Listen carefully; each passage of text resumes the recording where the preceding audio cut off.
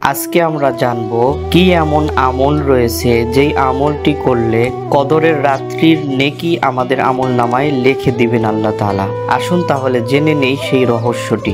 আমার নবী, আপনার নবী হুজুর একরাম নূরে মুজাসসাম শাহানশাহ বানি আদম হুজুর সাল্লাল্লাহু আলাইহি ওয়াসাল্লাম ইরশাদ করেছেন, যে ব্যক্তি ইশার নামাজ জামাত সহকারে পড়েছে সে যেন অর্ধরাত জাগ্রত থেকে ইবাদত করেছে, সুবহানাল্লাহ। এবং যেই ব্যক্তি ফজরের নামাজ জামাতের সাথে আদায় করেছে সে যেন পুরো রাত্রই জাগ্রত থেকে ইবাদত করেছে। সহিহ মুসলিম 329, সহিহ মুসলিম 656। আল্লামা ইমাম জালালউদ্দিন সুয়ুতি শাফিঈ রাহমাতুল্লাহি তাআলা আলাইহি বর্ণনা করেন, প্রিয় নবী সাল্লাল্লাহু আলাইহি ওয়াসাল্লাম ইরশাদ করেছেন, যে ব্যক্তি ইশার নামাজ জামাত সহকারে পড়েছে নিশ্চয়ই সে যেন লাইলাতুল কদর থেকে নিজের অংশ অর্জন করে নিয়েছে, সুবহানাল্লাহ। আল জামিউস সাগীর 8796।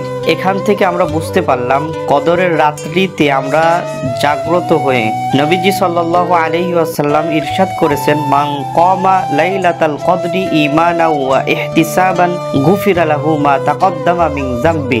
যেই ব্যক্তি কদরের রাত্রিতে দাঁড়িয়ে দাঁড়িয়ে নামাজ আদায় করলো, আল্লাহ রাব্বুল আলামিন তার পূর্ববর্তী জীবনের সমস্ত গুনাহ খাতা মাফ করে দিবেন।